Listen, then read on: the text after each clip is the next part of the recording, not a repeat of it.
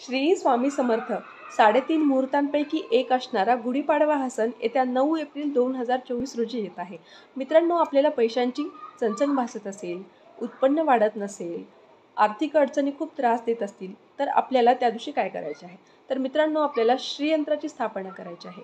आपल्या घराच्या देवघरामध्ये आपल्याला श्रीयंत्राची स्थापना करायची आहे. तर मित्रांनो, असं केल्यामुळे आपल्याला लक्ष्मीचा आशीर्वाद लाभेल, लक्ष्मीची कृपा आपल्या घरावरती होईल. मित्रांनो, त्या दिवशी आपल्याला श्रीयंत्राची स्थापना करण्याआधी आपल्याला श्रीयंत्राचे जे काही पूजेचे नियम आहेत ते सगळे आपल्याला माहिती करून घ्यायचे आहेत. आणि आपण श्रीयंत्र स्थापन केल्यानंतर नित्यनियमाने श्रीयंत्राची पूजा आपल्या घरी झालीच पाहिजे. ह्या सर्व गोष्टींची आपल्याला काळजी घ्यायची आहे.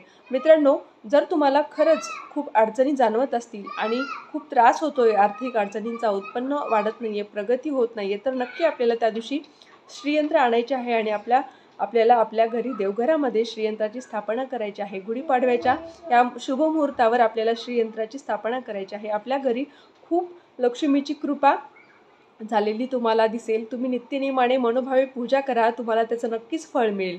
श्री स्वामी समर्थ. जय जय स्वामी समर्थ.